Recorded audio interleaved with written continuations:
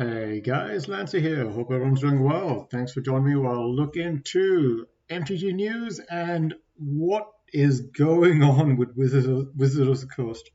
I can't even speak. So what am I talking about?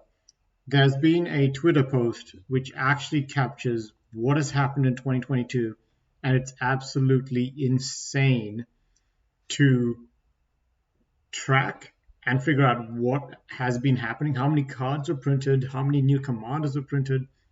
So we'll just break this down. So, Magic Data Science, pretty cool stats. Twitter, 2022 was a prolific year for Wizards Magic. 10,498 card variations were printed. 14.7 of all cards in Magic's history was printed in 2022. Now, that should be crazy to even think about because Magic's been around for 30 years, right? 30 years, and yet 15% of all the cards that were ever printed, or the card variations that were ever printed in 2022 on the 30th year. So somehow we've got a complete mismatch of overprinting. Now, when it comes to the maths, it's going to be tricky because it's talking about card variations as well as cards in general. But that pretty much means if someone wanted to collect every single one of the cards this year, every single type of card this year, they would need 10,498 cards to put somewhere to collect every single one. You cannot be a set collector in this day and age. You just can't. Like, even if those cards are 50 cents on average, that is still $5,250 USD to collect one of each card. And we're talking about a card game that is probably going to make more and more as the years goes on. So you're not going to be able to keep up with this, even if you just get one of each. If you just get packs, you're never going to be able to get any of them because you're not even buying one. And I'm being generous by saying 50 cents. I think there's actually quite a few cards in there that probably break that barrier. But average of 50 cents, let's say $5,500. So just by that stats, 10,500 cards, variations printed in 2022, 14.7% of them in all of Magic's history, blown out of water. 30th anniversary for Magic just caught everyone's attention to the fact that Wizards of the Coast is printing it to the ground. Let me put it this way.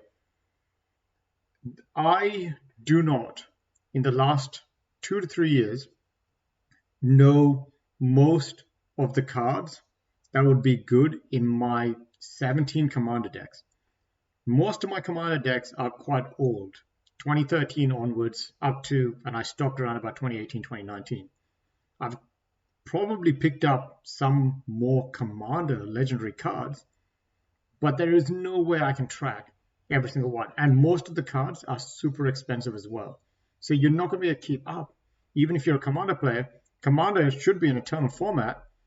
But the way the Wizard of the Coast is doing is if you want to play it at any level other than kitchen table where you can make your own proxy cards with a piece of paper and a land, you're going to be paying an arm and a leg to even keep up with this.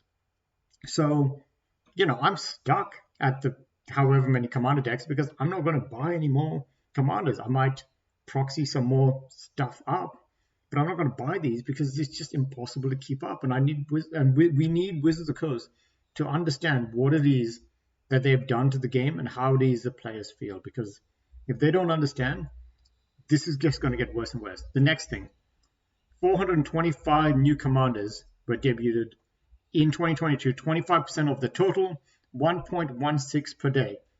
425 legendary creatures were created in 2022, mostly for the commander format. It's too much. That's too much. Approximately 18% of all words in all rules text of all cards ever printed were in 2022. Now, this is the one that scares me the most. That pretty much means there are no bears that have no text in them. Every single card has some text. Now, that might not be a bad thing. It makes every single card do something, be more interesting, whatever. But when you have however many thousands of cards in one year and every single one of them does something, you're going to be spending more time remembering all of these cards than probably, or you're going to have to put more time into remembering all these cards, what they do, how they interact, than maybe some day jobs. Like, good luck trying to become a professional standard player when every single one of these cards has some rules text on it. Here's another thing. All the different copies and variations of Soul Ring were printed in 2022. All of the new legendary staples that were printed in 2022. This is actually really cool. There's some good stuff in here. But once again, I don't know who that is. Friend of the Forest. I don't know who that is. Ganax Astral Hunter.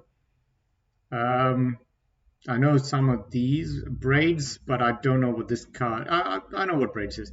And Sentinel Worm. It might have been because I missed Baldur's Gate. I think maybe they were in Baldur's Gate.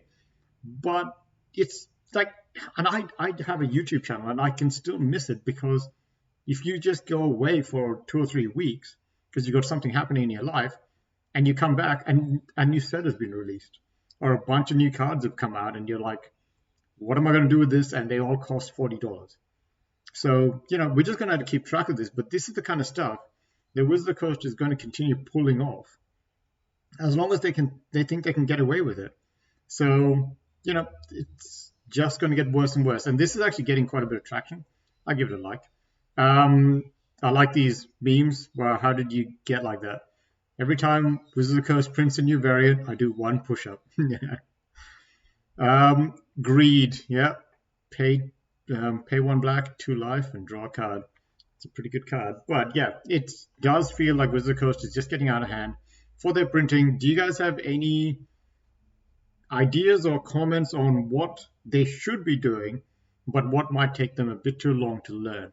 What I'm worried about is for the next couple of months, they're going to continue this pace. Maybe even a year, maybe even 2 years. They're going to continue this pace. And people are going to be so burnt out because of all the other economic issues that are going to be happening that when Wizards of the Coast realizes a mistake and slows things down and comes back and apologizes, they're not going to have anywhere near as many players as they did in 2020 and 2021. That's what I'm worried about. It's already dropping, and there's a lot of hate to Wizards of the Coast, but I'm worried that they are not going to get the player base. Now, the reason why I'm more worried about the player base than anything else is because that's how the game grows and gets better. But when greed comes first, it's really, really hard to get over it. And this is probably the best way to sum it up. It's just too hard to keep up with the amount of printing that Wizard of the Coast has done in the last 3 years. And it is going to get harder and harder because people are just falling behind. And it's impossible to keep up. Now, we're going to keep track of this and everything else that's happening. If you'd like this kind of stuff, let me know, like and subscribe, and see you guys next time.